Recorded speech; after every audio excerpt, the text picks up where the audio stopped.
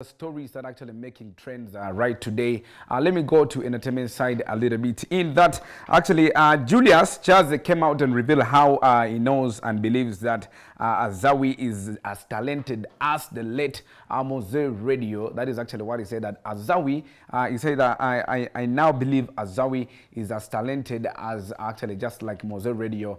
Charles, the Swans Avenue boss, has compared Azawi to Radio, claiming that the two are equal in terms of talent. He explained that he explained that he arrived at this conclusion after various people began claiming that Azawi's song Mazamvu actually was originally by the late Mose Radio. According to Julius, comparing Azawi's voice to Radio's only serves to demonstrate that Azawi, the singer of the singer like songs like this year, is actually exceptional talent and can be linked to Mose Radio. He said, "I called her and heaped praise after seeing people claiming that she stole Mose Radio's song. Just being compared to the late Mose Radio means you are a music giant in the industry." That is actually what is stated out there. When you put that aside, other stories are Cindy. Actually, and Shiba, Cindy attacks Shiba again. Actually, this one was during the Roast and Rhymes party that actually took place recently. In that, Cindy came out and said that Shiba is not talented at all. Musician Cinderella Sanyu, also known as Cindy, and Shiba have been engaged in a verbal war for over 10 years. Last year, the two participated in a music battle that many thought could put an end on their beef. But it seems that the resolution is not even worth or forthcoming anytime soon. While performing at Roast and Rhymes over the weekend, Cindy slammed Shiba again, claiming that she is talentless and actually merely does music for survival. She said, "Let me take this opportunity to thank you for supporting me.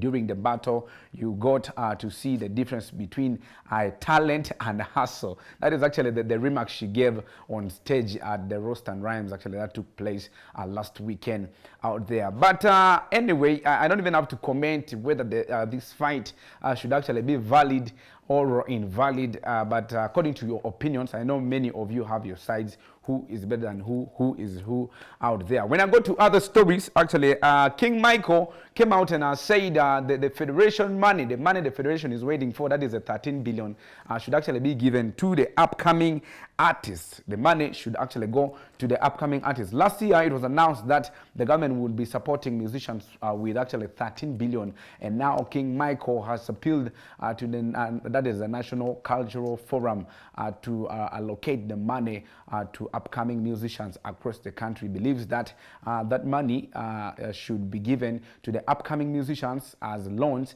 and not to established artists, meaning artists that have actually made it, who are already having a considerable resources. He said, "I appeal to whoever has the money to give it to the upcoming singers because they need it more than us and the established artists. Actually, they need that money to build their careers so they can reach probably our level." It is also a good idea, but if you're well off as King Michael, I do not think other people as well are well off, because there are people who even pretend to be well off just by the way they dress, the way they turn up in probably hangout, but when they are really crippled out there. So it is a yes and also a no at the same time on my side. Yes, when you put that aside, coming a bit still musically, recently, actually it was over last weekend, whereby Kusasira was actually said to be sick, having a heart problem,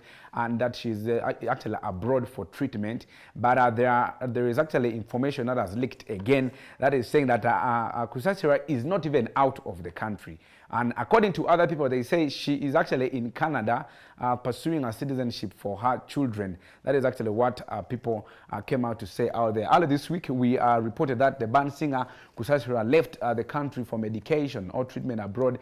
Her pages indicated that she had a heart problem and needed extra attention from doctors who were to perform a surgery. However, new details suggest that Kusasira didn't go abroad for surgery as reported. Allegations indicate that she is actually in Canada trying to rescue citizenship for her children. So now we don't know which one is which exactly right there. Then when we also put that aside, Uganda spends actually 2.6 trillion for treating drunkards. Meaning like actually it's not that because they are drunk, but the whole point is they are treating diseases that are related or caused by alcohol, and they have spent over 2.6 trillion, not billion. The Ministry of Health actually says that the country spends over 677 million, which is about that is 2.6 trillion to treat diseases caused by alcohol consumption. Primary health care state minister, that is Margaret, made the revelation on March, that is actually 5th, that is actually yesterday, that is 2024, while appearing before the Joint Parliamentary Committee of Trade and Health to give the ministry views on the alcohol control bill. Wow, 2.6 trillion for treating alcohol. I should actually call it like that. And when I come to my other last story, this one is a little bit funny. You may not believe it, but it's actually the truth. In that the man was arrested for killing his wife after she denied him sex. Like, I can't even imagine this kind of scenario, seriously. Like, a man killing his wife because she denied him I don't know what. And of course, according to the police in Arua district have arrested a 48-year-old man who allegedly killed his wife for denying him that is a